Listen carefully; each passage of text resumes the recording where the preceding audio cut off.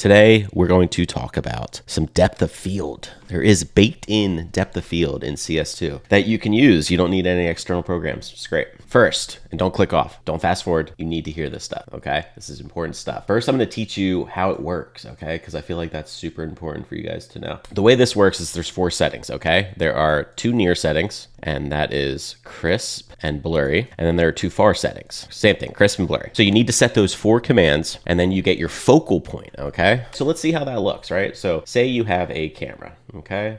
All right, say you have a camera here, and this cone here is everything the camera sees, right? All right, so let's give a theoretical situation. Say you want everything from right up against the lens of the camera all the way to like 10 meters away from the camera to be blurry. And then you want your focal range to be between maybe 50 meters and 150 meters. And then you want everything after 150 meters to be blurry. You would set your near blur, and we'll just call that NB, to 10. So near blur just means everything near to the camera is blurry. We want everything to be blurry up to 10 meters away from the camera. So that would be our NB, our near blur setting. And now we want the focal range to start at 50 meters, right? Okay, or 50 units. You know, it could be whatever distance you want. This number here is always just units away from the camera, okay? So we would set the near crisp to 50. So this is your focal range here. Everything is in focus after 50 meters. You're probably wondering, what's going on in this little white space here? What's this? Well, this is sort of your gradient. And what gradient means is from 10 units to 50 units away from the camera, it's going to go from blurry to focus, all right? From blurry to not blurry. It's sort of like a transition range. So we dictated all the near values, all right? Now we have to dictate the far values, right? Where do we want the focal range to stop? That is going to be our far crisp setting. And we said initially that we want our focal range to be from 50 meters or 50 units away from the camera all the way to 150. So our far crisp setting is going to be 150. And then where do we want full blur? Or where do we want all the far away stuff to be completely blurry? Well, let's just, let's bring something up here. Our far blur setting, we'll say is, I don't know, 250 units away. And again, just like the near settings, this far crisp to far blur, these 100 units of empty space, that's going to be your transition point. It's going to go from crystal clear in focus, and it's going to transition slowly all the way to blurry. And just think of this as a blur gradient. And then everything over here is going to be completely blurry. Enough yapping.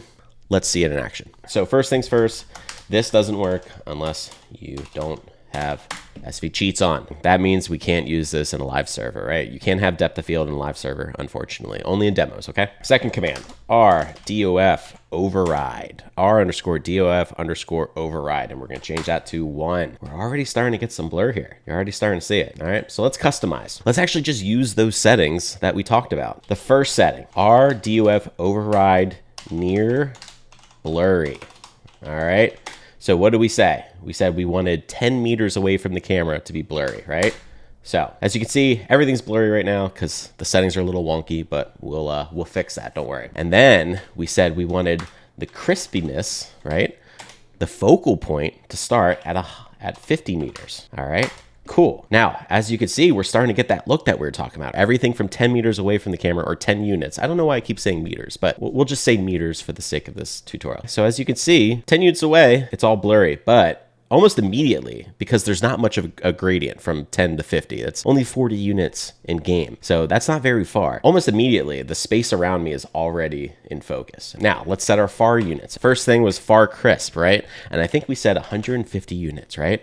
So let's set that. And then far blur was, I believe we said 250 units, right? We only have about 100 units of focus based on the settings that we talked about in that initial tutorial in MS Paint. But say we want to push our focal range back. Say we want more in focus. Say this guy has better eyesight than, you know, we give him credit for, all right? You know what? Let's change our far crisp to 750 units, and let's change our far blur to 1,250 units. So that's going to give us a wider range of gradient, but it's also going to push back how much is in focus and how far away the blur starts. So let's push far blur back first, right? Let's push that back to 1250. It's already starting to get a little clearer because the gradient from focus to blur is larger, right? So you're going to get more of a subtle sort of effect of focus to blur. And then let's change our far crisp. What do we say? 750? All right, cool. So now you have this super far blur, right? And the gradient that the blur sort of happens over is very subtle, a little longer, and the focal range is a little larger as well. Now you're wondering,